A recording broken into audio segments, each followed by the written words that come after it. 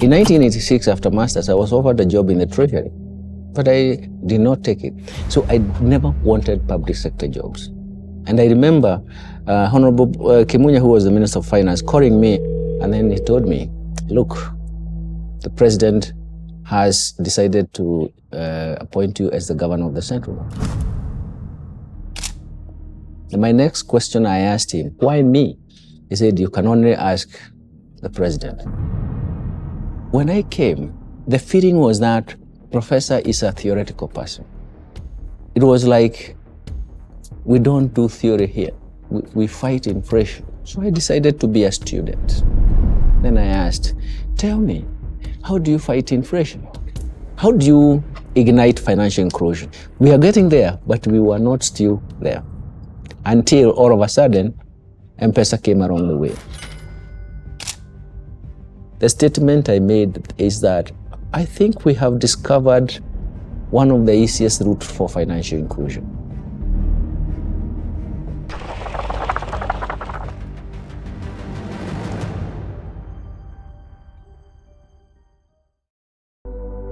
Professor Njuguna Ndung'u transformed Kenya's banking landscape by driving financial inclusion, pioneering mobile money globally through M-Pesa, and steering the economy through unprecedented global shocks. This is his story. I come from Murang'a County, in Kandara. We know in Murang'a we have specific locations. It is location, Roach location, but it's actually location 3. I grew up in coffee growing zone.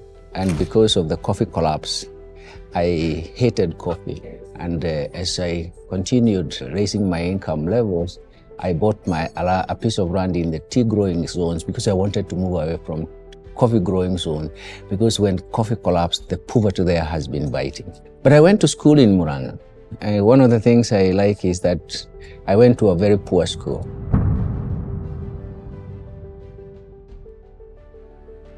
It was very difficult, but I managed O levels to get a first division, and I went to Kagumo High School, which was a national school.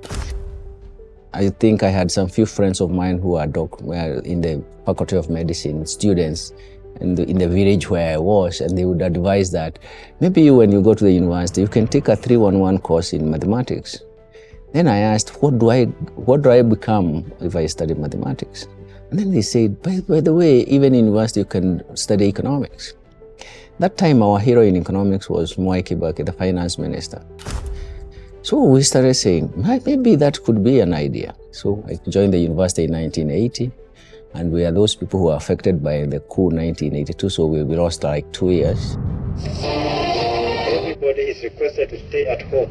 There should be no movement in town. The government has now been taken over by the military until further notice.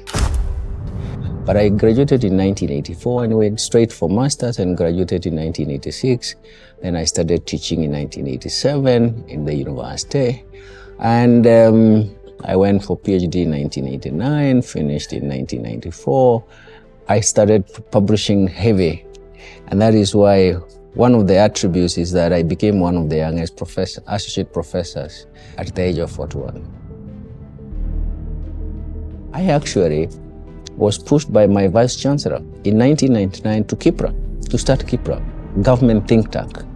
My responsibility was to develop a macro model for Kenya. That was 1999. So I led the team and we developed a macro model in 18 months. And it was operational. After 2001, things started moving with a lot of speed. I remember I was always being called to the Treasury. That's when Martin Oduor was the PS and Honorable Chris Okemo was the minister. They were always calling me to ask me about this. I was asked about inflation. I advised, and then we got into conflict with the central bank because Honorable Chris Okemo would go and tell the central bank, Dr. Ndung'u has advised. The central bank should be the one with the knowledge base. But you see, I would tell them some of the things have moved. That's when I then decided to run away. After finishing my two years in the Kipra, I went to IDRC, International Development Research Center. Then I started feeling now I can do my work without being overlooked by someone, people running away just because I'm introducing things above their head, but they don't want to accept. Yeah.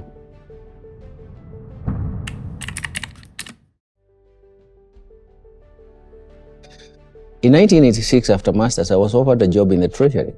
But I was invited for an interview, but I went there. But I did not take it. So I never wanted public sector jobs. I always told people plainly that I ran away from public service. Because essentially, if you want to build your career, you have to be outside. And the second thing is that I was leaning more into academic more than bureaucratic or technocratic work. So it was a surprise. And I remember Honorable Kimunya, who was the Minister of Finance, calling me, and I was in Yaoundé. And I was told I'm required the following day, and sergeant, blah, blah, blah. He didn't disclose. I felt like, should I say no, blah, blah. But I managed to get a flight. And that night I came in the morning, and at 10 I was in the office. I called Honorable Kimunya and asked him, I'm here. And then he told me, look, the president has decided to appoint you as the governor of the central bank. And my next question I asked him, why me? I don't lobby for these jobs. He said, you can only ask the president. One of the embarrassments I got when people started to explain why, they gave me a list of 20 publications by me, by myself. And I was very embarrassed. To tell you the truth, even when I met the president, he was like, and who are you? And where did you come from? I had to give him a history of my career development. So it's, in a sense, it's not because I knew the president. I know some media people said I was playing golf with Kimunya and he appointed me governor. That's a very uninformed way, because I didn't even know Kimunya very well. So when I came, the feeling was that Professor is a theoretical person. So even when I met the research department, it was like, we don't do theory here. That is the statement. We fight inflation. So I decided to be a student. Then I asked, tell me, how do you fight inflation? By controlling money supply. Which aggregate of money supply? Oh, base money. Please tell me, what is the relationship between inflation and base money? Everybody went blank. So I said, let me make it very simple. Suppose you increase base money by 10%, how much inflation are you likely to see? They went blank. So I said, I thought you were dealing with practice, not theory. There was no capacity. Now, the next question is that, why do we have inflation at 13 to 14%? It was hovering around there, with a growth in the economy of above 7%. Then the other side is the IMF. IMF is telling them you have to tighten monetary policy. So I started an argument with the IMF. And I told the IMF that the way I look at it from even the monetary policy framework, that velocity is constant, money multiplier is constant. This data is not showing the same thing. The other thing is that monetary policy is not, the framework is not showing some good signs of being a good monetary policy. In fact, I described it as obsolete.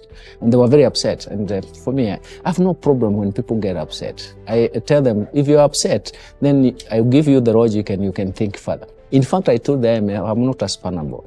And I'm not a very polite person, although you find me smiling all the time. I'm not a very polite person. I told them I'm not a spannable. You are tightening monetary policy because of inflation. 13 to 14% was high. But on the other hand, growth of the economy at 7% was not bad. It was something that was not seen in Kenya. So then I asked HR people, tell me, how do you get economists? You know, now, I'm now seeing virtually all the departments. HR, how? Oh, what we do is we advertise for management trainees, and when we see, Donald has studied economics in first year, we put him into research. I said, no, it doesn't work like that in economics. You have to say, I want an economist, I want a macroeconomist, I want a financial person with finance, I want development. You have to ask.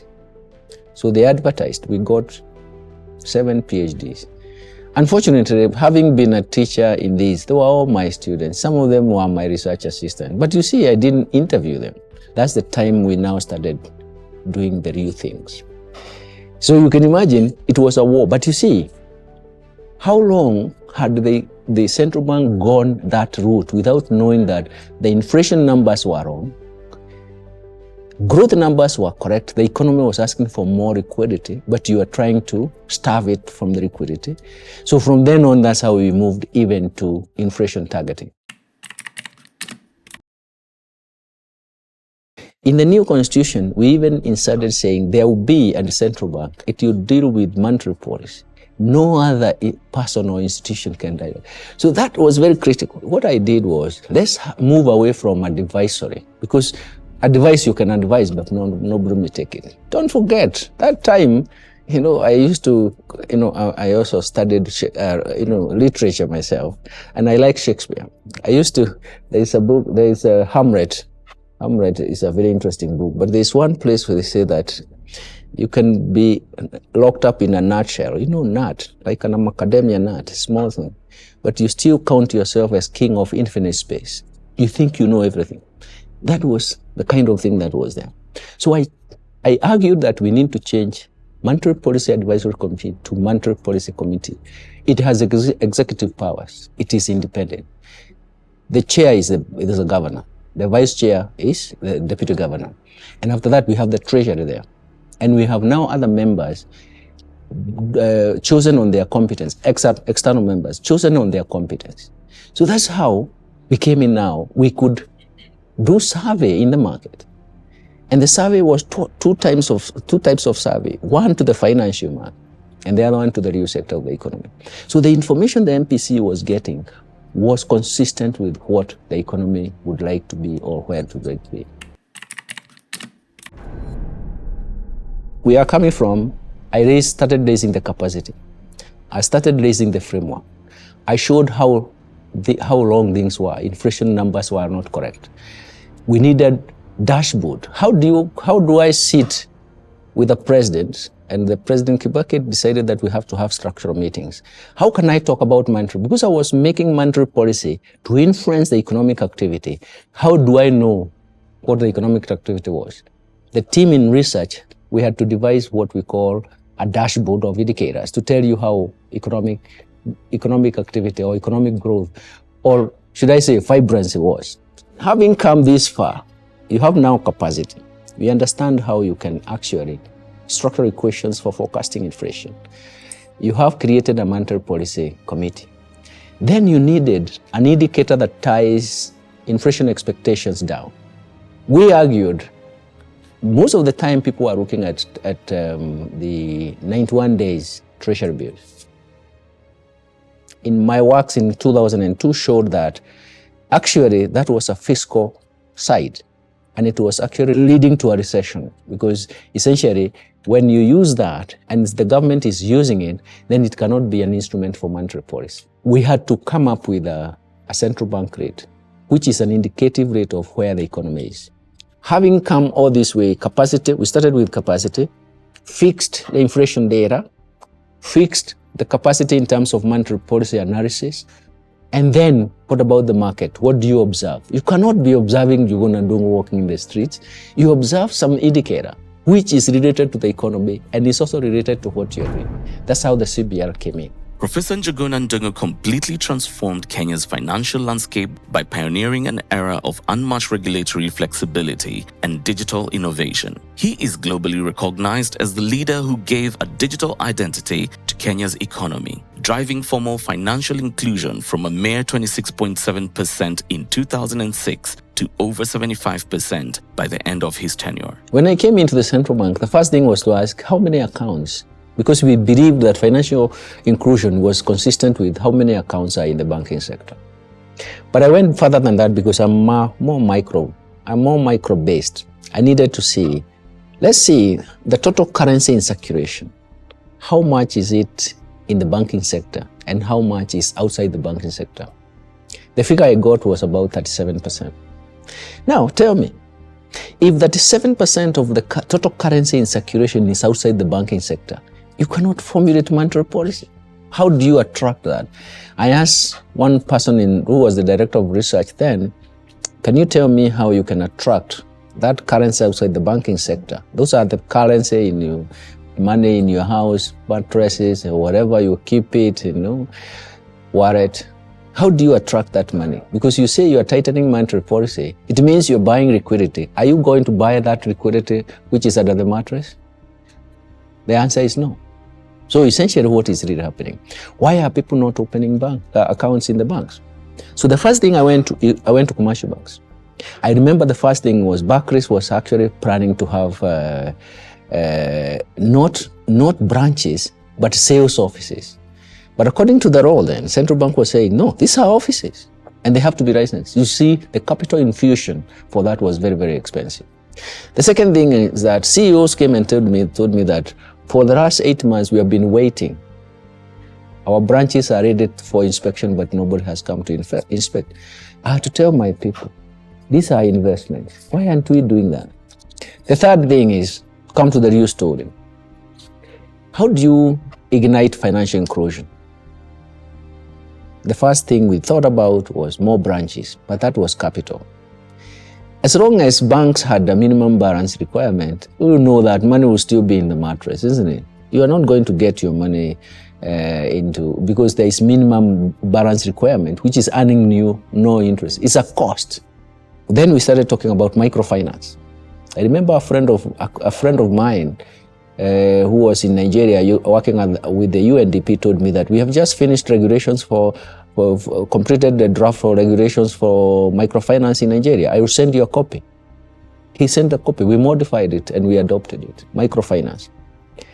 Somebody told me agency banking. I sent a team from the AG, from Central Bank, from Treasury. They went to Brazil and Colombia, and they came back after 2 weeks. They came back even with draft regulations on agency banking. Agency banking was now close to what Barclays Bank wanted on sales offices. We are getting there, but we were not still there until all of a sudden, M-Pesa came along the way. Let me tell you a background story. Some people had talked to me about it. PS Demo had talked to me a lot about it. Michael Joseph had talked about it. But when I came now to the central bank, let's come, the deputy governor and the big team, let's talk about it. Said, no, this is going to lead to pyramid scheme. I went further into listening to the other team. So I told them, look, let's do this. Safaricom may prepare a presentation. We agree on the day you come to Central Bank and make a presentation. We all are there. The legal team, bank supervision, whatever. Everybody in senior and central will be there in a hall. And then we ask questions. And I came and told the deputy governor then, this is what we are going to do. I have told Safaricom. And then we had a day. We came, we sat down, we listened. When you're a team leader, you don't start by asking questions. When you're a team leader, you wait now. The bank supervision, research, everybody now, let's ask questions. Nobody asked questions. I told Deputy Governor, please, you have to read this way because I've been listening internally and I've been listening externally.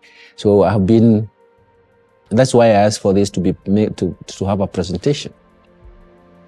We didn't get any. So what about the risk analysis? Hey, guys from bank supervision and risk analysis, tell me. Nothing. Everywhere was covered. That is the thoroughness. But you see, because of most people listen to rumors in the market, of course, you even saw the acting Minister of Finance stopping it, just because he's acting on the rumors, because there were fights with the banks. So my proclamation is that there are no questions. I think your presentation has been very comprehensive. The statement I made is that I think we have discovered one of the easiest routes for financial inclusion. That was the end of the story.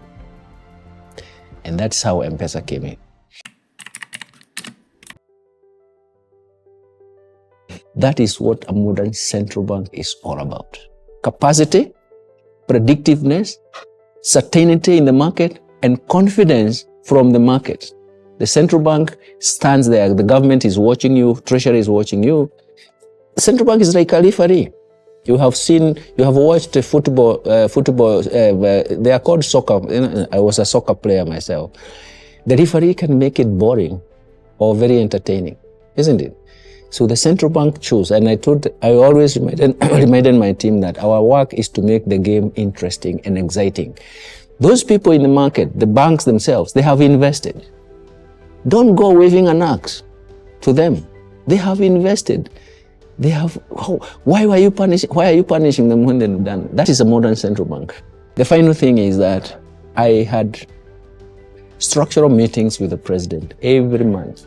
My team can tell you, especially the research and or everybody, there was a team preparing slides that the President Kibaki wanted slides. You see the graph of inflation. Where were we last time and where are we here? What explains this? What is affecting you? What is happening to the supply side? He would call everyone. Bring agriculture, energy sector. This is a supply side problems. How do we solve? It means that the modern central bank had created root. And I'm very happy about that. But I'm telling you that even the staff who worked around that, all of us as researchers, we thought we knew it all until you start seeing the real numbers. Use the real numbers from the economy and direct policy, and the change was evident. That is a modern central bank. It is like a thermometer. I want to take your temperature. If that thermometer is working and your temperature is also normal, it will tell me whether you are normal than it. That is how it becomes very important. And that is a modern central bank.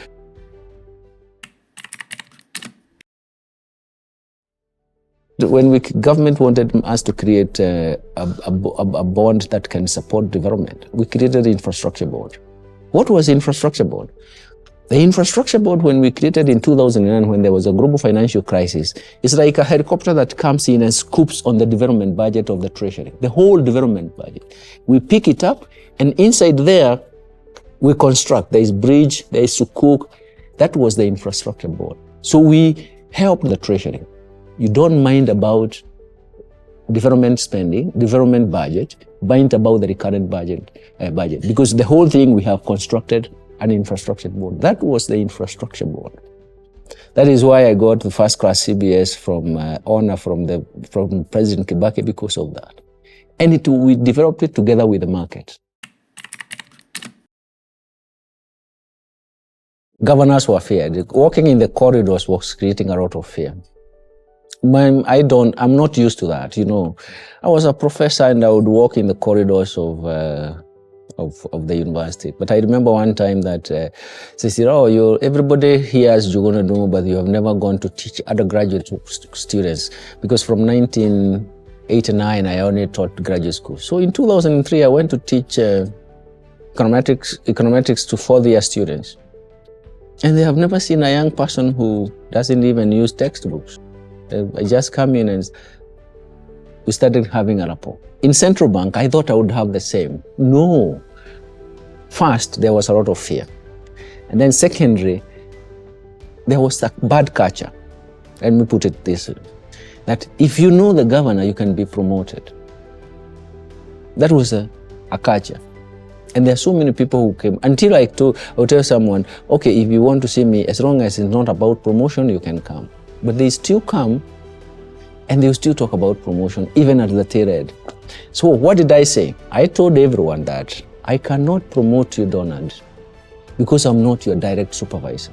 I need to get your direct supervisor giving recommendations about you, because that is the structure. And that is how you strengthen an institution.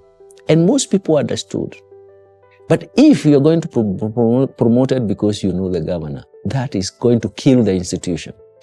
I am one of those people who believes in strong institutions. And I talk about it. There's a phrase I used to use. Regulatory institutions like the central bank must uphold the rules of the game, which is the legal framework. It's first and foremost. The second thing is that the regulatory institutions like the central bank must set the incentive, must define and set the incentive framework. That's the reward structure in normal language. So you can imagine a combination of the rules of the game and the incentives framework is going to encourage prudent behavior everywhere we go, whether in the market or in the workplace. So that's why all the staff realized that, oh, that is the case. So then I should have a direct relationship with the manager, especially with the directors. The directors should have relationship with the managers because the people they are supervising, they should show. I'm not developing stories. I am actually talking about what we did together with the team. Fortunately, you are there. Fortunately, you are younger than all of us were young. Even me, I was young, but nobody thought I was young.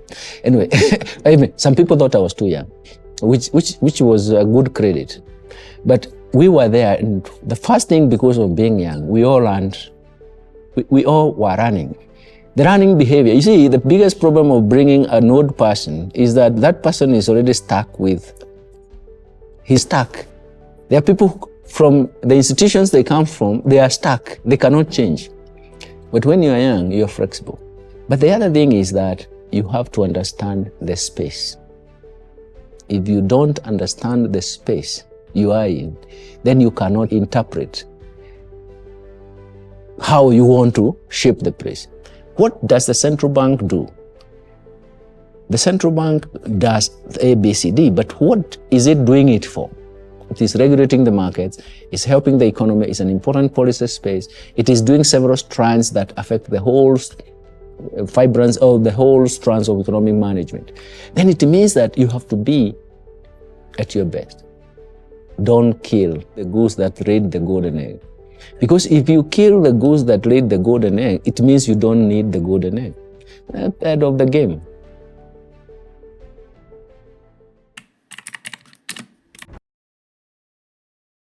At the age of 60, you're not only mature, but also you are close to the other side, because we assume that life expectancy of an individual is about 70.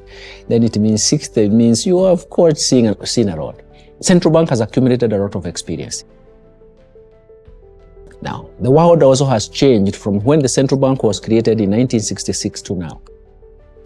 Central bank was created in 1966 after the breakup of the East African Monetary Board. So it means it started its own work. But what is happening today? We started and succeeded in a retail payment system in Kenya. We have not succeeded in interoperable payment system. The world has moved now into a different level. I was in Cape Town in November on digital payments infrastructure. It is no longer now retail. It is now payment system that affects every sector. When you go to SHA, it will be DPI required. When you go to schools, DPI will be required. So digital public infrastructure is going to be very important. And that is the message of good. We have come this far from micro level. We were the first central banks to go into retail electronic payment system. In a market where markets are segmented, the retail electronic payment system, I don't like always talking about M-Pesa. I like calling it the retail electronic payment system. It could navigate across all market segments. Okay? So it means that it's an efficient one. So we tested the ground. We are at the frontier. So we should now focus on how do we move to that. Central Bank of Kenya is a team leader, is a leader. It has been a leader in so many things, and it has to show that this is the leadership that we require in East Africa.